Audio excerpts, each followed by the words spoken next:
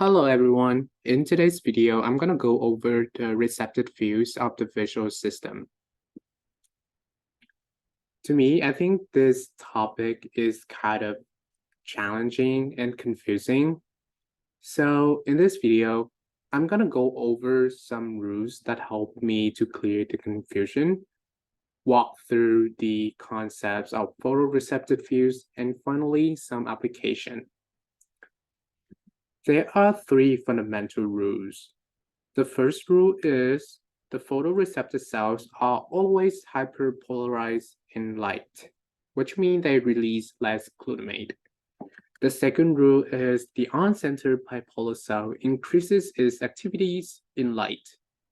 And the third rule is the off-center bipolar cell increases its activity in the dark. And the reason why the on-center and off-center bipolar cells respond differently to glutamate because they express different receptor for glutamate. Now I'm gonna go over the general idea of photoreceptive views. In this picture right here, we can see the center is in the light and the surround is in the dark. And we can see the presence of horizontal cell, which help the surround photoreceptor cells communicate with the center photoreceptor cells. So in light, the center for photoreceptor cells is hyperpolarized and they release less glutamate. And the surround photoreceptor cells are in the dark, so they're gonna be depolarized and they release more glutamate. And this glutamate gonna bind to horizontal cell, which make the horizontal cell depolarize. And they're gonna release the inhibitory neurotransmitter, which further inhibit the releasing of glutamate from the center photoreceptor cells. And in the absence of glutamate, the on-center bipolar cell is depolarized and the off-center bipolar cell is hyperpolarized. So just imagine you look at the sky like at night, you can see the star, like the star is like the center in the center of your receptive views, and the surrounding are very dark. So you can see the star is like more brighter than you see the star during the daylight.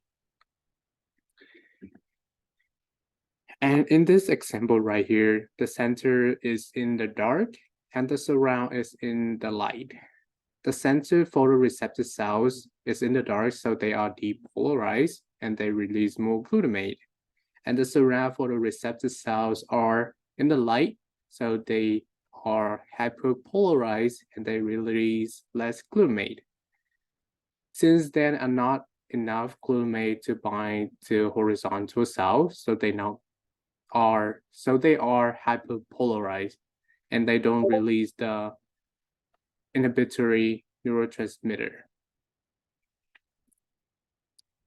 And in the presence of glutamate, the on-center bipolar cell is hyperpolarized and the off-center bipolar cell is depolarized. And now is some application. In the first example, the center is in the dark and the surround is in the light.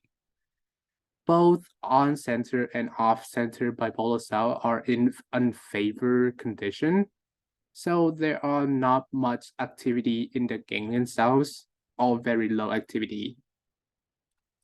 In the second example, the center is in the light and the surround is in the dark, and both on-center and off-center bipolar cell are in favored conditions, so there are a lot of activities. In the third example, both surround and the centers are in the light, and only the center is in the favored conditions. So there's activity, but not a lot as much as in the second example.